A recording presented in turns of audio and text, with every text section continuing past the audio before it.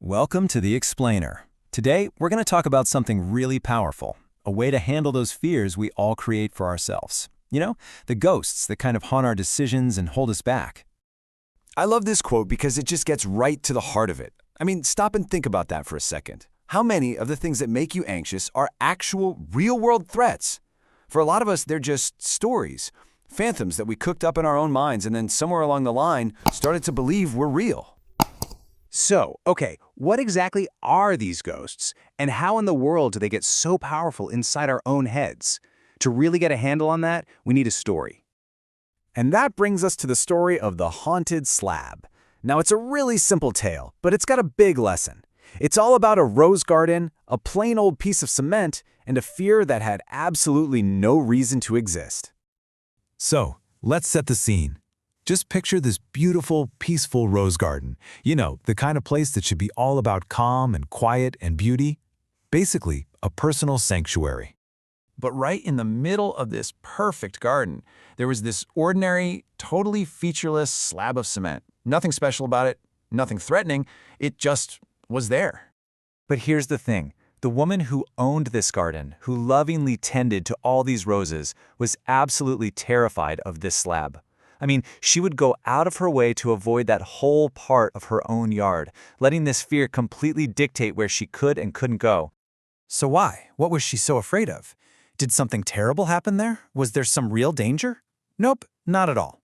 The entire reason for her fear was just a story, a spooky rumor she'd been told about the slab years and years ago. A ghost story had become her reality.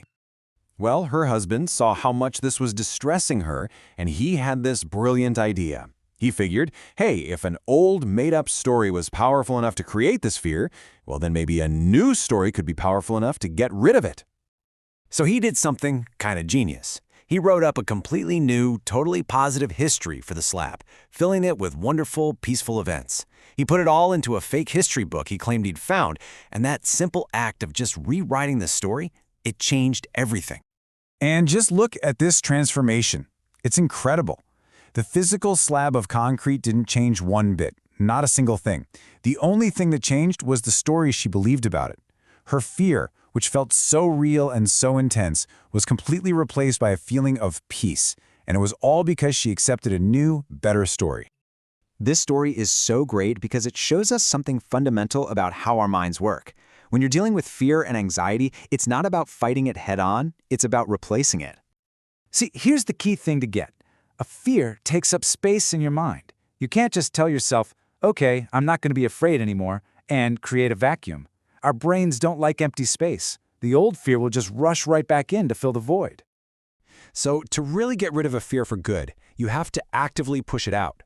You have to install something else in its place. A belief that's more powerful, more compelling, and way more positive.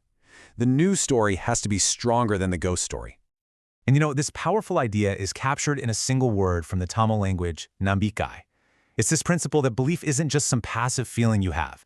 No, it's an active force. It's a tool you can actually use to serve an eviction notice to those ghosts in your mind.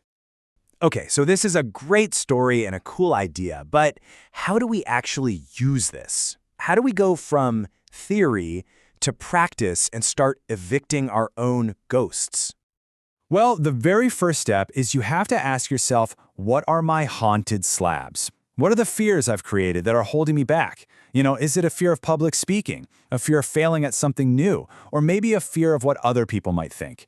You gotta name the ghost before you can kick it out. So, where do you find a belief that's strong enough to do the job? Well, it doesn't have to be some huge, earth-shattering revelation. It could be something like faith in a higher power. It could be a simple trust in the predictable patterns of the world around you, like the sun rising every day. Or, and this one is really powerful, it can be confidence in yourself, grounded in all the times you've been resilient before. And once you've pointed a finger at your fear and you found a stronger belief to lean on, we've arrived at the most important part of the whole process, consciously rewriting the narrative. The path to eviction is actually pretty simple when you break it down, and it follows the story exactly. First, you identify the ghost, that unfounded fear you want gone. Second, you choose your new belief, the powerful truth that's going to take its place. And third, you write your new story. That means you actively reinforce the new belief. You look for evidence that it's true. You basically create your own history book that proves the ghost was never real to begin with. And this, right here, is the ultimate takeaway. The slab never changed. The outside world, the challenge in front of you, it often stays exactly the same. Our real power isn't in changing the world out there, but in changing the story we tell ourselves in here. So, we'll leave you with this final thought. Right now, your fears are being kept alive by a story, whether you realize it or not. But here's the good news. If an old story is keeping a ghost in your mind, that means you have the power to write a brand new one. The only question is, what history book are you going to write for yourself?